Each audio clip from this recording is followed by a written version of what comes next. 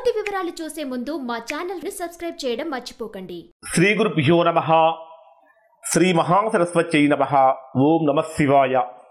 Narayana Sastry astrology channel వీక్షిస్తున్నటువంటి ప్రేక్షక మహాశీలకు స్వాగతం, సుస్వాగతం.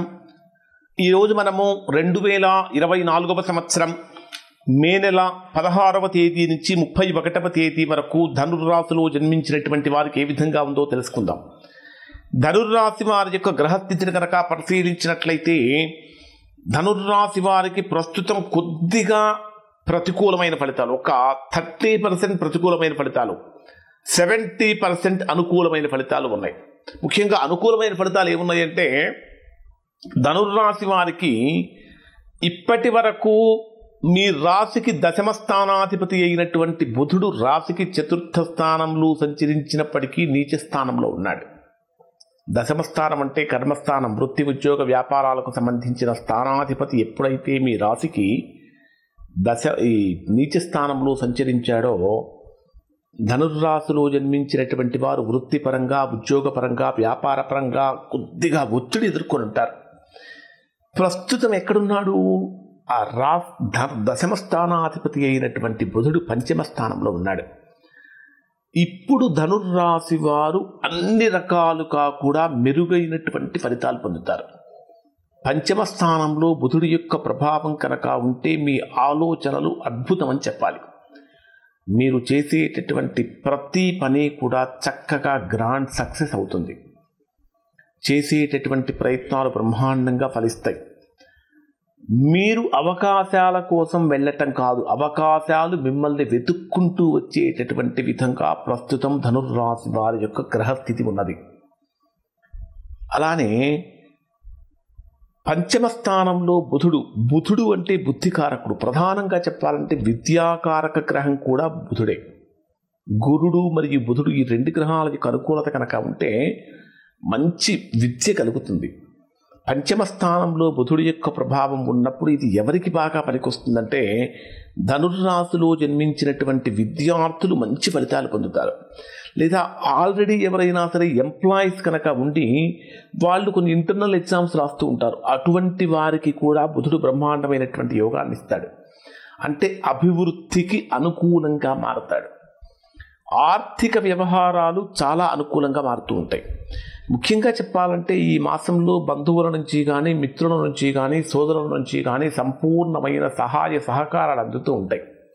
ఇది విశేషమైనటువంటి యోగాన్ని ఇస్తుంది.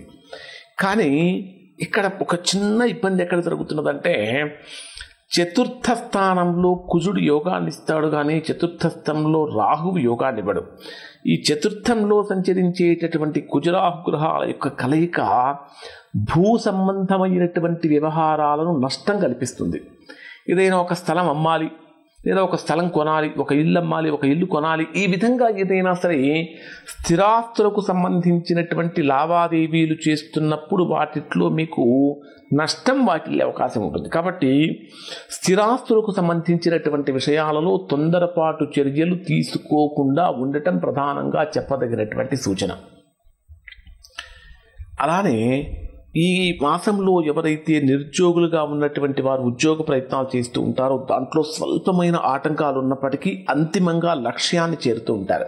ప్రధానంగా తీసుకుంటే మీ రాశికి 6వ స్థానంలో 3 గ్రహాల యొక్క సంచారం జరుగుతున్నది. రవి, గురుడు, శుక్రుడు, 3 గ్రహాల యొక్క సంచారం.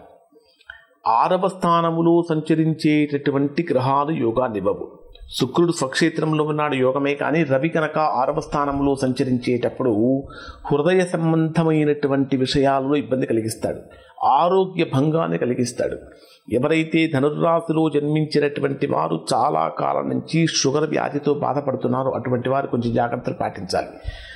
ఇంటర్నల్ ఎనిమీస్ పెరిగిపోతూ ఉంటారు. మిమ్మల్ని ఏమీ చేయలేక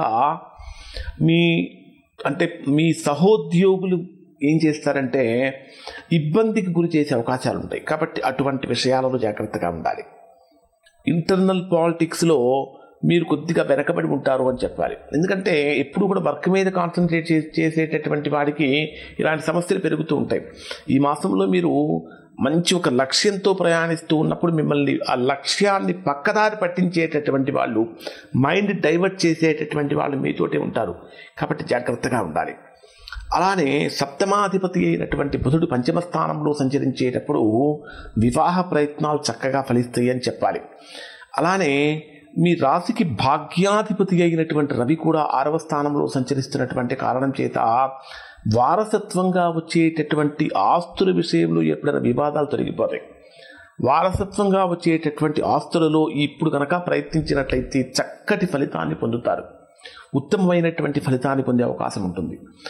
అసలు 16వ తేదీ నుంచి 31వ తేదీ వరకు డే వైజ్గా కనుక పరిశీలిస్తే ఏ రోజులు అనుకూలమని కనుక చూసినట్లయితే 16వ తేదీ ఉదయం నుంచి 18వ తేదీ ఉదయం 4:04 వరకు విశేషమైనటువంటి యోగాన్ని ఇచ్చే సమయం.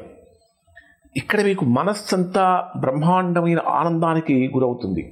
శుభవార్తలు వింటారు. చెయ్యదలుచుకున్నటువంటి పనులన్నీ కూడా చకచకా ముందుకు వెళ్ళిపోతూ ఉంటాయి. 18వ తేదీ ఉదయం 4:04 నుంచి 20వ తేదీ సాయంత్రం 4:31 వరకు ముఖ్యమైన నిర్ణయాలు తీసుకోవటానికి చాలా అనుకూలమైన సమయం. చేసేటటువంటి వృత్తి, ఉద్యోగ, వ్యాపారాలలో మంచి నిర్ణయాలు తీసుకోవడానికి అనుకూలమైన సమయం. అలానే ఈ దాంతోపాటు ఇన్వెస్ట్మెంట్ చేసేటటువంటి వారికి కూడా ఇది చాలా యోగాన్ని ఇస్తుంది. పెట్టుబడులు పెట్టేటటువంటి వారికి 20వ తేదీ సాయంత్రం 4:31 నుంచి 22వ తేదీ రాత్రి 2:53 వరకు ఆకస్మికమైనటువంటి లబ్ధి చేకూరుతుంది. ఆకస్మికమైన లాభం కలుగుతుంది. ఇక్కడ గతంలో మీరు ఎప్పుడో ఏదో పని కనుక చేసి ఉన్నట్లయితే దాని వలన కూడా లాభాన్ని పొందుతూ ఉంటారు. 22వ తేదీ రాత్రి 2:53 నుంచి 25వ తేదీ ఉదయం 10:36 వరకు ఉన్న సమయం అత్యంత కఠినమైనటువంటి సమయం, పూర్తిగా ప్రతికూలమైన సమయం. వృత్తిపరంగా, ఉద్యోగపరంగా, వ్యాపారపరంగా, ఆర్థికంగా, ఆరోగ్యపరంగా, ప్రయాణాల పరంగా కూడా జాగ్రత్తలు పాటించాలి. ఇక్కడ సమస్యలు మిమ్మల్ని వెన్నంటి ఉంటాయి. మీ ప్రమేయం లేకుండానే వివాదాలలోకి లాగబడేటటువంటి అవకాశం కూడా ఉంటుంది. కొద్దిగా జాగ్రత్తలు పాటించాలి. 25వ తేదీ ఉదయం 10:36 నుంచి 27వ తేదీ సాయంత్రం 4:04 వరకు అనూహ్యమైనటువంటి మార్పులు కలుగుతాయి. మాట్లాడేటటువంటి మాట చాలా శుతిమెత్తగా ఉంటుంది. ఎదుటివారిని ఆకట్టుకునేటటువంటి విధంగా ఉంటుంది. మీ వాక్చాతుర్యంతో ఎదుటివారిని ఆకట్టుకుంటూ ఉంటారు. 27వ తేదీ నుంచి 29వ తేదీ రాత్రి వరకు ఉన్న సమయం అంతా కూడా విశేషమైనటువంటి ఆర్థిక లబ్ధిని, ఆర్థిక యోగాన్ని కలిగిస్తుంది. ఏ పని అనుకుంటే ఆ పని సక్సెస్ఫుల్గా జరిగేటటువంటి విధంగా చేస్తుంది. 29వ తేదీ రాత్రి నుంచి 31వ తేదీ రాత్రి వరకు కూడా విద్యా సంబంధమైనటువంటి విషయాలలో కానీ, ఉద్యోగ సంబంధమైన విషయాలలో కానీ, కుటుంబ సంబంధమైన విషయాలలో కానీ బ్రహ్మాండమైనటువంటి ఫలితాన్ని పొందుతారు. ఇవి ధనుర్రాశి వారికి సంబంధించిన ఫలితాలు. ఈ ఫలితాలు ధనుర్రాశులు ఉన్న అందరికీ వర్తిస్తాయి.